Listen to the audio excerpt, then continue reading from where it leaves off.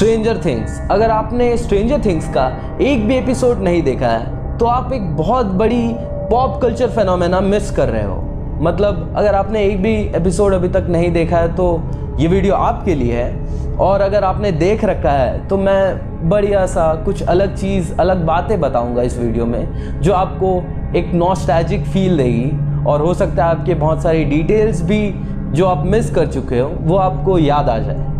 तो चलिए हम इसके बारे में एक डिटेल्ड वीडियो डिस्कस करते हैं। अगर हम इसकी कहानी की बात करें तो इसकी कहानी मैं बहुत ही सिंपल तरीके से एक्सप्लेन करने वाला हूँ, जो कि ऐसा है कि ये कहानी एक छोटे से शहर हॉकिंस का है, हॉकिंस इंडियाना, और इसकी टाइमलाइन है 1983 के अप्रॉक्स। ठीक है, तो इसमें हमें दिखाया जाता है कि 4 बेस्ट फ्रेंड, छोटे छोटे बेस्ट फ्रेंड हैं, माइक, डस्टिन, विल और लूकस, ये चारों फ्रेंड हैं। इसमें से एक दिन लूकस गायब हो जाता है, वो जंगल साइड जाता है। एपिसोड 1 ही में दिखाया गया है, जंगल साइड जाता है और गायब हो जाता है। ये तीनों जाते हैं उसे ढूंढने, और ढूंढने पे इससे इन्हें एल मिलती है। एल मतलब 11 कौन है अब आपको सीरीज देख के पता चलेगा, मैं सारे डिटेल्स नहीं बता रहा।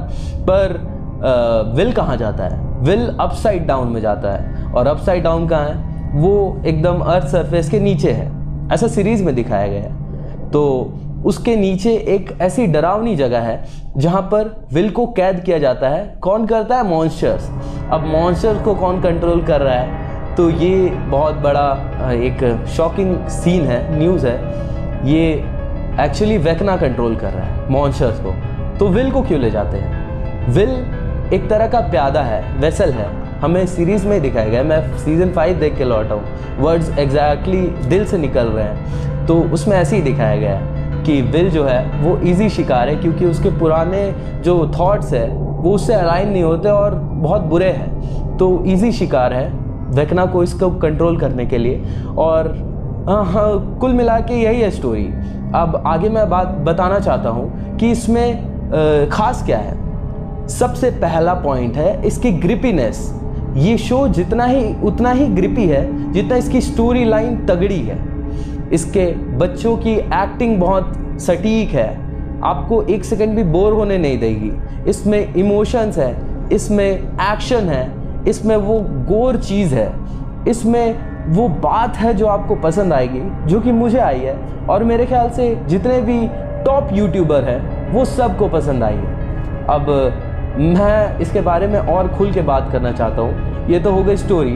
अब हम बात करते हैं इसकी सिनेमैटोग्राफी और जो मैं कह रहा था गोरनेस के बारे में। तो अगर मैं इसकी सिनेमैटोग्राफी के बारे में बात करूँ तो इसकी सिनेमैटोग्राफी जो है वो काफ़ी ओल्ड स्टाइल लगती है, मानो 1980s की टाइमलाइन की हो, जैसे कि ये बिलोंग भी करता है। इसमें हमें दिखाया गया है वो एक्समैन की कॉमिक वाले सीन्स, फिर पॉप कल्चर, मतलब उस टाइम पे जैसे स्टार वॉर्स और गूनीज जैसे कॉमिक्स बहुत वायरल थे, बहुत इन लोगों के बीच डिस्ट्रीब्यूटेड थे, वो सब चीज़ हमें इस सीरीज़ में देखने मिलता है। वॉकी टॉकी का ज़माना, वही पॉप ड्रेसेस, मतलब आप समझ रहे हो ना कि कैसे कलरफुल वाले ड्रेसेस हुए करते थे उस टाइमलाइन में। तो उसी के हिसाब से ये सिनेमैटोग्राफी सेट किए गए हैं। और इसके अलावा अगर मैं बात करूं, जैसे डफर ब्रदर्स ने इन सब को सेटअप किया है, यह तरीका बहुत अलग है और बहुत ही नॉस्टैल्जिक फील देता है। दरअसल डफर ब्रदर्स ने इस सीरीज़ को बनाने से पहले इसकी पैरेलल यूनिवर्स वाली कॉन्सेप्ट पे बहुत काम किया है। ये कॉन्सेप्ट बहुत ही सिंपल है और मैं कोशिश करूंगा आपको समझाने का। मतलब जैसे मैंने पहले ही कहा था इसकी स्टोरी वाले सेगमेंट में कि ये जो कॉन्सेप्ट है ये अर्थ के नीचे एक दुनिया की है जो बहुत ही खतरनाक है, डरावनी है, जहाँ मॉन्स्टर रहते हैं। ठीक है, तो इसी में अगर मैं इसको डिटेल करूं तो ये शो की सबसे बड़ी यूनिक सेलिंग पॉइंट ही यही है कि ये पैरेलल यूनिवर्स वाले कॉन्सेप्ट पे ऐसे बिलीव करता है जैसे मानो ये रियल लाइफ है। पर अगर हम इसकी और एक कॉन्सेप्ट की बात करें जो कि बहुत ही साइंटिफिक है, लास्ट एपिसोड के में बहुत खुल के दिखाया गया है कि मैं स्पॉइल नहीं करना चाहता पहले, पर अगर सावधानी से कहूँ तो बहुत ही साइंटिफिक चीज़ें, वर्ड्स का यूज़ किया गया है इसे एक्सप्लेन करने में, जो कि बहुत ही वैलिड लगता है। दरअसल मैं इसके साइंस और सुपर नेचुरल वाले कनेक्ट पे बहुत इम्प्रेस्ड हूँ, और मेरे ख्याल से सब इम्प्रेस्ड है कि ये कितने अच्छे तरीके से मिक्स होते हैं आपस में। और इतनी छोटी सी गलती, मतलब गवर्नमेंट कॉन्स्पिरेसी या फिर हम कहें लोगों की लापरवाही के वजह से, इतनी छोटी छोटी गलतियों की वजह से एक ऐसा स्नोबॉल बन जाता है जो आगे चल के दुनिया के लिए खतरा बन जाता है। इसमें बहुत सारे ऐसे सीन्स हैं जो बहुत ही गोर है। गोर मतलब आप समझते हो ना, कि बिल्कुल खून खराबा से भरा, और बच्चों के लिए तो बहुत ही खराब। तो इन छोटी छोटी गलतियों से बहुत सारे पोर्टल्स खुल जाते हैं और एक साइंटिफिक एक्सपेरिमेंट का घर बन जाता है हॉकिंस।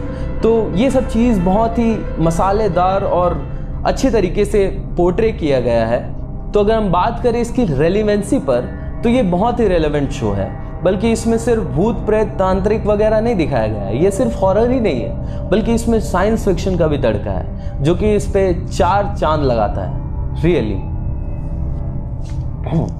अगर आप एक ऐसा शो ढूंढ रहे हो, सीरीज ढूंढ रहे हो, जिसमें आपको मिस्ट्री, ट्रॉमा, थ्रिलर, हॉरर और साथ ही थोड़ी सी वाइब भी मिले, तो ये सीरीज़ आपके लिए है।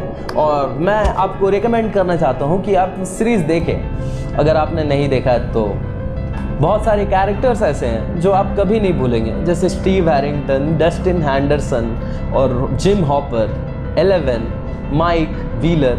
नहीं भूलोगे आप, सच में आप मिस कर रहे हो कुछ। मैं बार बार कह रहा हूँ मिस कर रहे हो, मिस कर रहे हो, मिस कर रहे हो, मिस कर रहे हो, क्योंकि मिस कर रहे हो। शुरुआत में तो आपको कुछ ज़्यादा फ़र्क नहीं पता चलेगा, पर आप जैसे जैसे सीरीज़ में आगे बढ़ोगे आपको बहुत मज़ा आने लगेगा। ये शो भी अपने में बहुत पोटेंशियल रखती है, और नेटफ्लिक्स ने कुछ सोच के ही खरीदा होगा, ऐसे ही नहीं। ठीक है, तो रिस्पेक्ट करो और just go and watch this series.